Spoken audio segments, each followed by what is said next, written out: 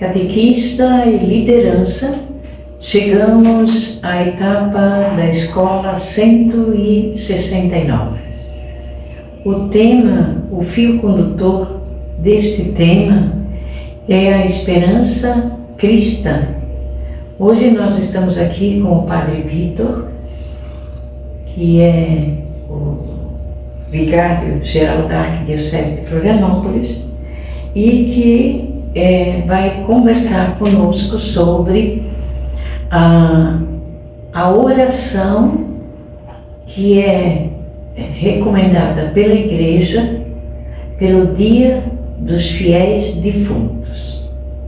Padre Vitor, nós gostaríamos de saber como a Igreja celebra esse Dia dos Fiéis Defuntos. Por que ela dá essa importância a esta data? Olá, irmã Marlene, cada catequista, cada liderança que está nos acompanhando. Desde o início do cristianismo, já no século I, e isso foi se solidificando cada vez mais no decorrer dos tempos, havia o costume de visitar o túmulo dos mártires. E na visita aos túmulos dos mártires, rezar não só por eles, mas pedir que eles rezassem pelos vivos, por aqueles que estavam indo às suas sepulturas, para acompanhá-los nas suas tribulações, nas suas dificuldades, nas suas perseguições, como o Espírito Santo havia acompanhado esses mártires no seu devido tempo. Assim é que foi crescendo na Igreja esse hábito da oração pelos mortos, que por sua vez está também fundamentado no segundo livro dos Macabeus, onde a mãe dos filhos dos Macabeus sugere que se reze pelos falecidos para que eles encontrem morada junto de Deus como recompensa pelas labutas, pelo heroísmo deles na defesa das tradições e costumes do povo de Israel. Isso já no livro dos Macabeus. Como o livro dos Macabeus não está presente na Bíblia judaica e na Bíblia protestante, torna-se então um costume muito nosso, muito católico, que trazemos esses livros no elenco dos nossos livros canônicos.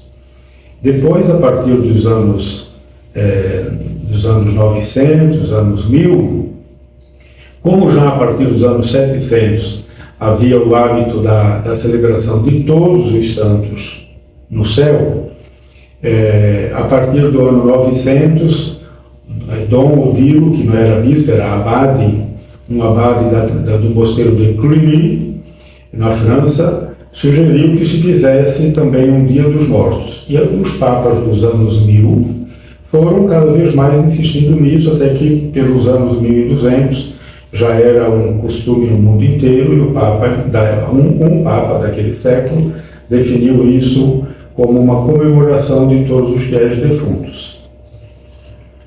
Muito bem, olha, que catequese, né? Queremos ainda saber, Padre Vitor, nós celebramos sempre, dia 1º, também a festa de Todos os Santos. Existe uma relação entre essa festa do dia 1º com a celebração dos fiéis defuntos? Então, desde o início do cristianismo, a Igreja sempre quis honrar, louvar, bendizer a Deus pelos santos, considerando esses homens e mulheres como pessoas que viveram tão bem o segmento de Cristo, que nós podemos ter a certeza de estarem junto de Deus no céu. Então, louvá-los e honrá-los pela vida que tiveram e suplicar a eles que nos acompanhem na nossa vida, sempre considerando aquilo que está no nosso credo. Creio na comunhão dos santos. O que significa crer na comunhão dos santos? É na comunhão de toda a Igreja terrena, nós, peregrinos neste mundo, Estamos em comunhão com toda a igreja padecente, ou seja, nossos irmãos e irmãs que padecem no purgatório, justificando-se, purificando-se para o céu, e todos os nossos irmãos e irmãs que estão no céu. Já a partir dos anos 700, como eu dizia antes, havia o hábito de celebrar todos os santos. Por que dia 1º?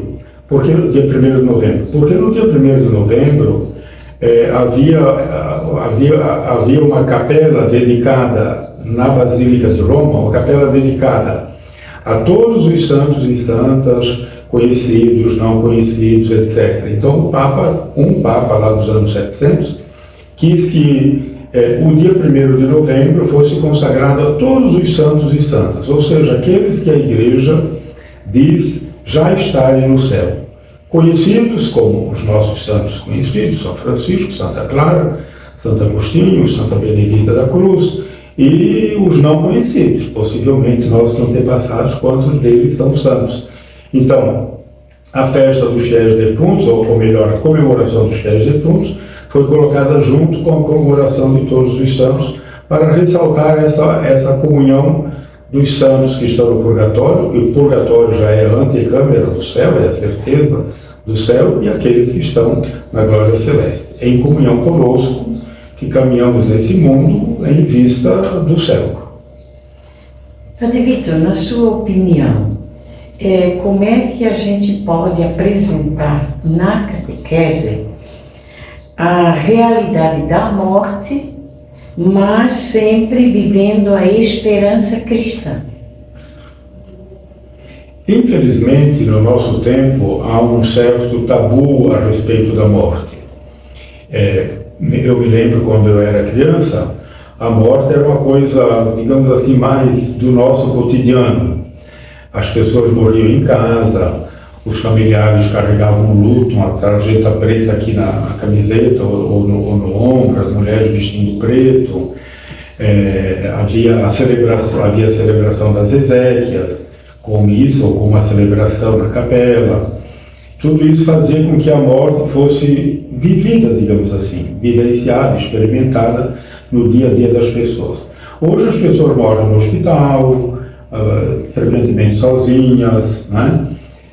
Já são levadas logo para a funerária, de lá são sepultadas.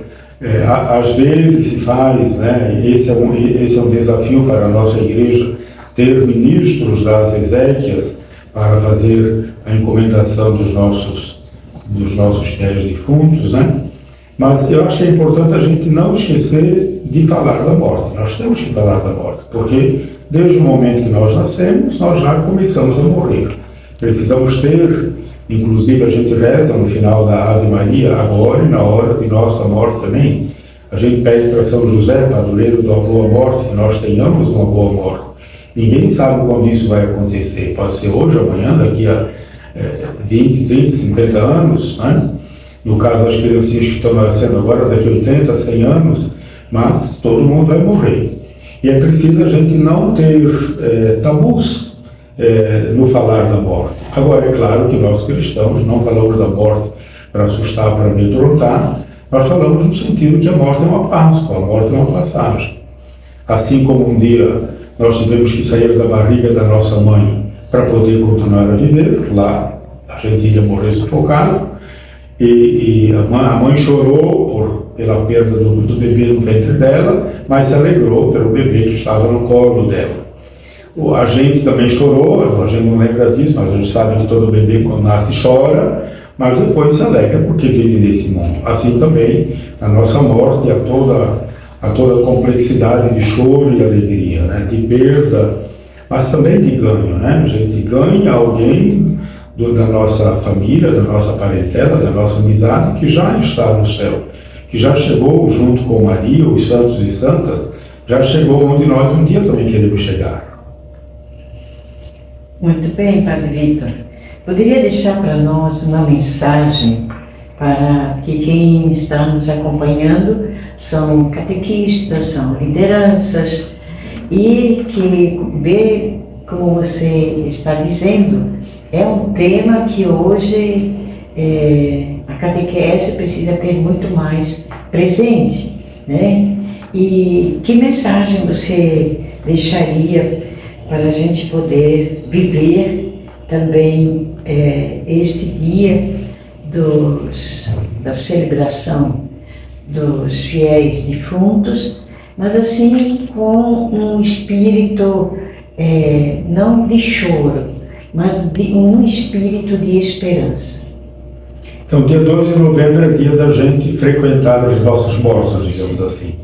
Dia da gente ir a uma missa, em todas as igrejas católicas as missas serão pelos fiéis defuntos, ouvir a palavra de Deus a esse respeito, orar nesse sentido, ir ao túmulo dos nossos mortos para rezar por eles, pela salvação deles, sempre naquele sentido de que eu falava antes da comunhão dos santos, da terra, do purgatório e do céu, e mais uma vez falar da morte, ouvir falar da morte, mas sempre no sentido da esperança da ressurreição. Nós temos 4 maneiras de nos colocar diante da morte. Nós temos a maneira materialista, aqueles que dizem que o ser humano é apenas corpo, morreu, acabou-se tudo, não sobra nada. Nós temos o regime da ancestralidade, de religiões mais antigas, que dizem que quando alguém morre, torna-se um ancestral, um espírito ancestral para conduzir, animar e inspirar a comunidade. Nós temos aqueles que acreditam na reencarnação, ou seja, os espíritos se desencarnam, mas como estão numa caminhada de purificação, precisam reencarnar-se para continuar o seu processo de purificação até a purificação plena. Nós cristãos em geral, mas vamos falar de nós católicos, nós cremos na ressurreição. Quer dizer o quê? O ser humano é todo ele corpo e espírito, o ser humano é carne, é matéria, mas é também espírito, é também alma. Nessa nossa totalidade, nós seremos ressuscitados diante de Deus. Esse corpo, evidentemente, numa outra dimensão, mas é o mesmo corpo, numa outra dimensão, um corpo glorificado, um corpo celeste, um corpo espiritual, como diz São Paulo na primeira carta aos Coríntios, no capítulo 15. Semeado o corpo corruptível, ressuscita corpo incorruptível, corpo celeste, corpo glorificado, como o corpo de Jesus Cristo ressuscitado nas suas manifestações aos apóstolos. Então, quando falamos de morte, sempre temos que olhar além, né? A nossa fé aponta para o além, que é a ressurreição, a vida plena, a plenitude do reino de Deus no céu, na vida eterna, com todos os nossos irmãos e irmãs, e evidentemente com Deus, Pai, Filho e Espírito Santo. Padre Vitor, nós queremos agradecer imensamente por essa sua catequese ligada muito a esta esperança cristã, que nos ajuda muito a nos fazer entender esse caminho de fé que perpassa todo esse caminho cristão que vivemos. Então, muito, muito obrigada, e agradecemos também às lideranças e aos catequistas que nos acompanham. Eu que agradeço, Deus nos abençoe a todos.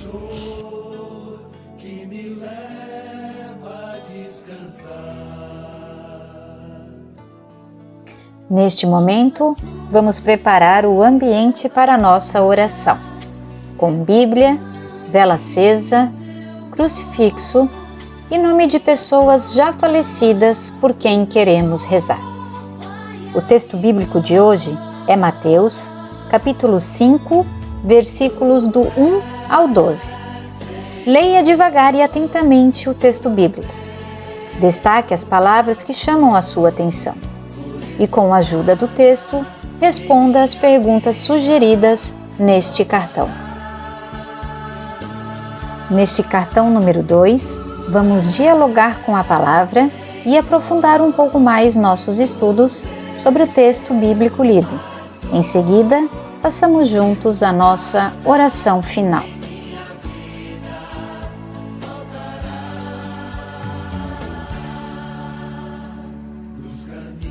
Ó Deus, que nos chamas para anunciar o teu reino. Faz que sejamos catequistas convictos da vocação e da missão a nós confiadas, anunciadores da esperança e da paz. Concede que o Evangelho de Jesus Cristo, teu Filho e nosso irmão, seja anunciado por meio de nossas palavras e atitudes, e, sobretudo, pela nossa maneira de amar.